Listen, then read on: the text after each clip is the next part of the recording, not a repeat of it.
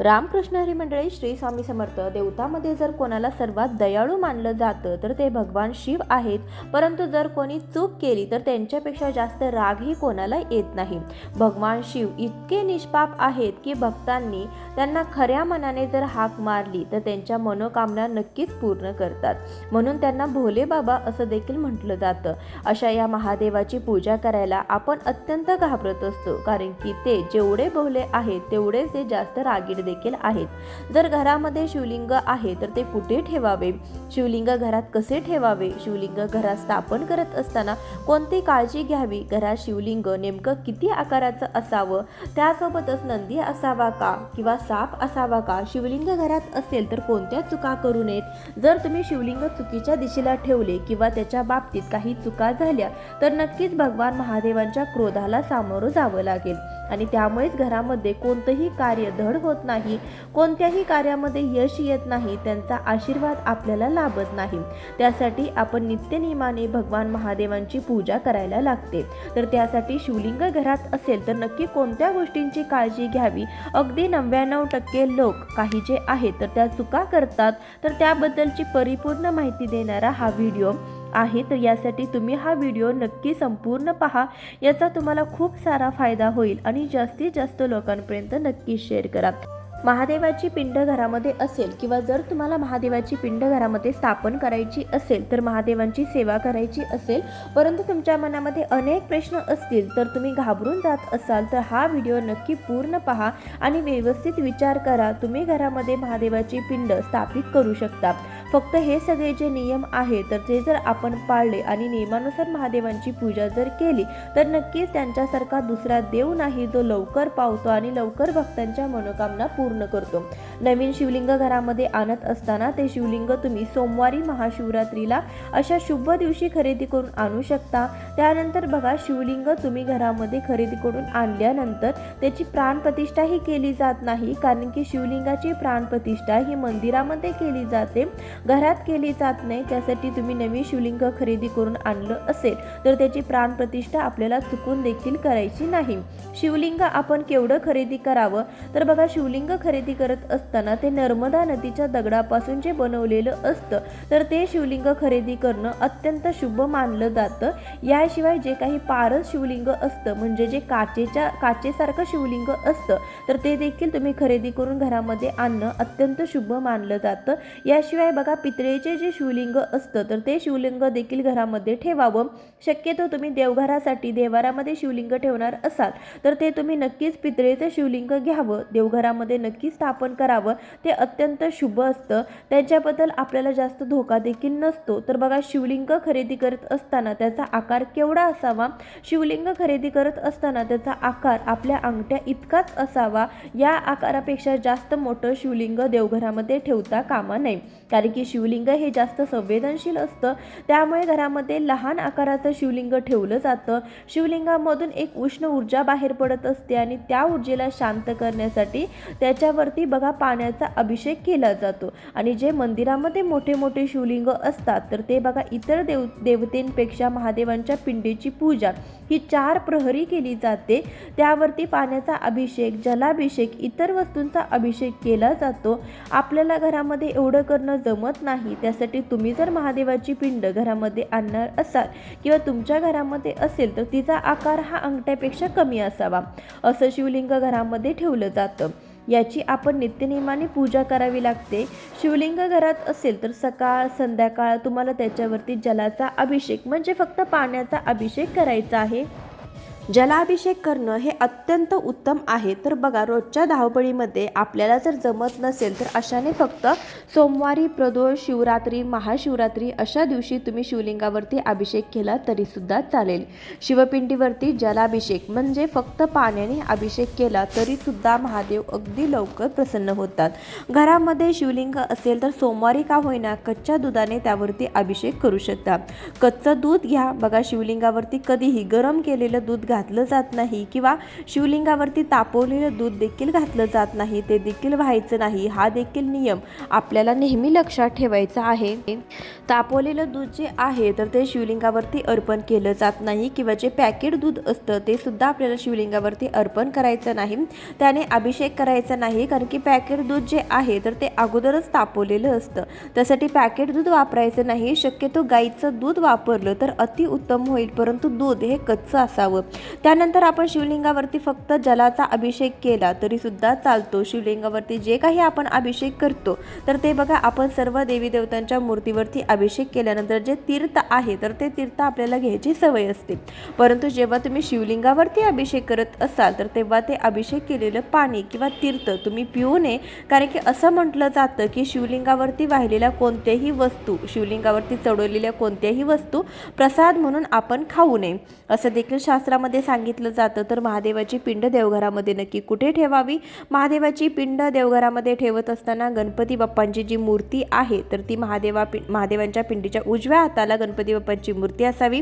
गणपती बाप्पांच्या डाव्या हाताला आपल्याला महादेवाची पिंड ठेवायची. तर बघा, महादेवाची पिंड तुम्ही जे सगळे तुमचे देवी देवता तुम्ही ठेवणार आहात, तुमचे जे काही पहिल्या पायरीवरती आपले कुलदैवत, इष्टदैवत असतात आणि त्यानंतर इतर देवता दुसऱ्या पायरीवरती तुम्हाला ठेवायचे आहेत. दुसऱ्या पायरीवरती तुम्हाला महादेवाची पिंड सर्वात खालच्या पायरीवरती ठेवायची आहे, म्हणजे दुसऱ्या सगळ्या देवांच्या पुढे आपल्याला महादेवाची पिंड ठेवायची आहे.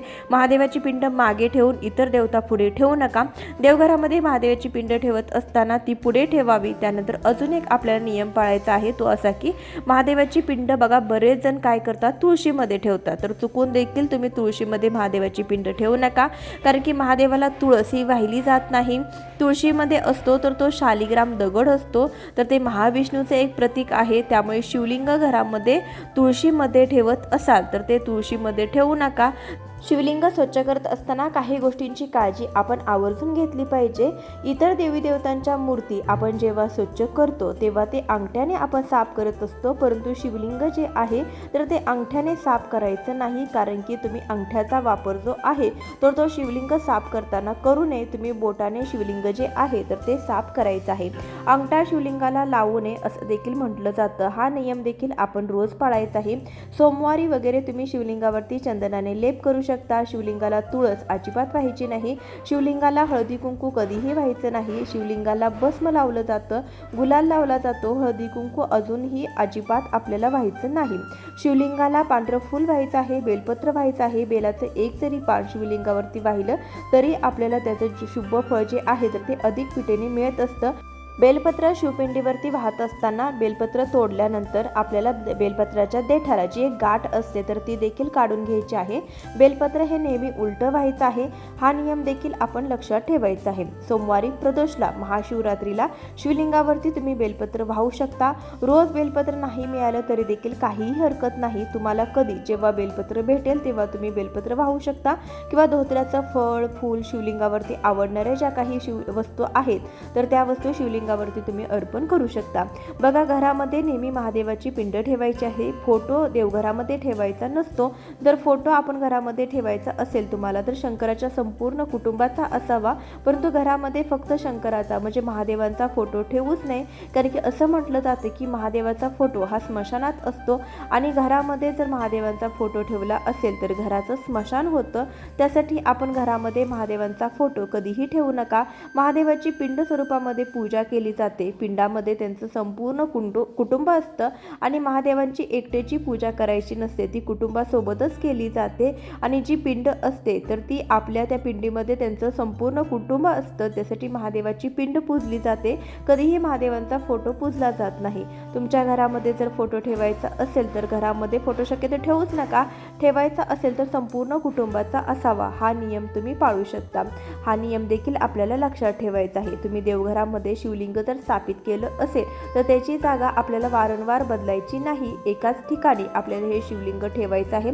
शिवलिंगाची जागा कधीही सारखी बदलू नये. याशिवाय घरामध्ये शिवलिंग असेल तर शिवलिंग कधीही एकटे ठेवू नका. शिवलिंगाशेजारी गणपती बाप्पांची मूर्ती व माता पार्वतीची मूर्ती असावी लागते. तर बघा, घरामध्ये जी अन्नपूर्णा असते तर ती अन्नपूर्णा माता ही महादेवांची बायको पार्वतीचं रूप आहे.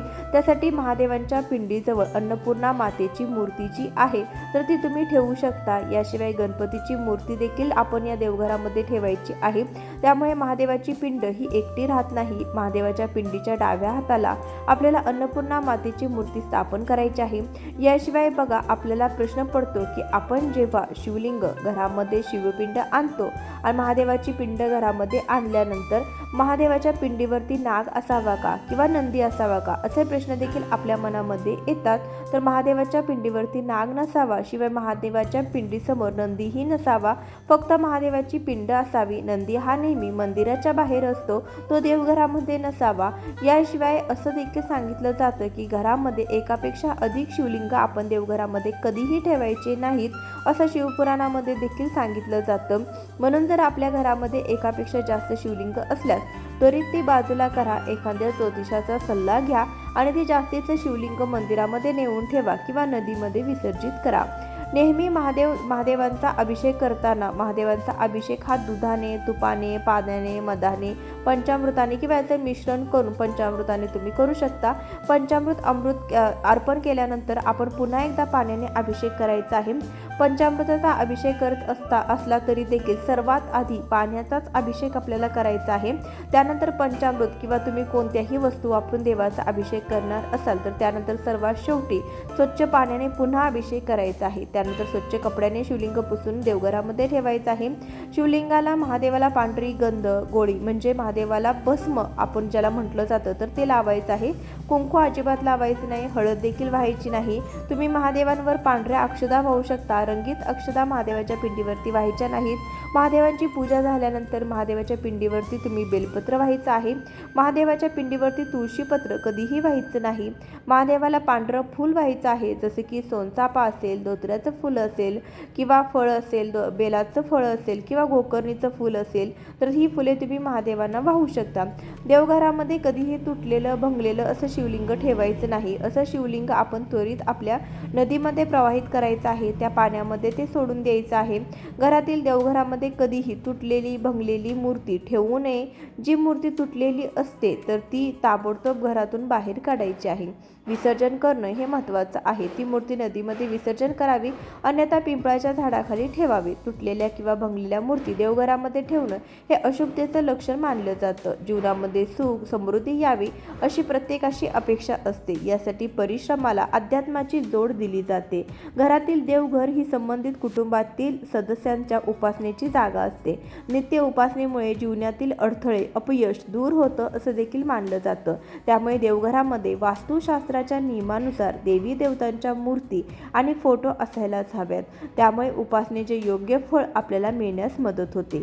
देवघरामध्ये मोठ्या आकाराच्या किंवा भंगलेल्या मूर्ती कदापि नसाव्यात असं वास्तुशास्त्र सांगतं. आज आपण शिवलिंगाविषयी बरीचशी माहिती घेण्याचा प्रयत्न केलेला आहे. व्हिडिओ थोडा जरी आवडला असेल किंवा फायदेशीर वाटला असेल तर व्हिडिओला नक्कीच लाईक करा. जास्तीत जास्त लोकांपर्यंत शेअर करा. भेटूया अशाच एखाद्या ज्ञानवर्धक व्हिडिओसोबत. तोपर्यंत खूप खूप धन्यवाद. श्री स्वामी समर्थ. हर हर महादेव. ओम नमः शिवाय.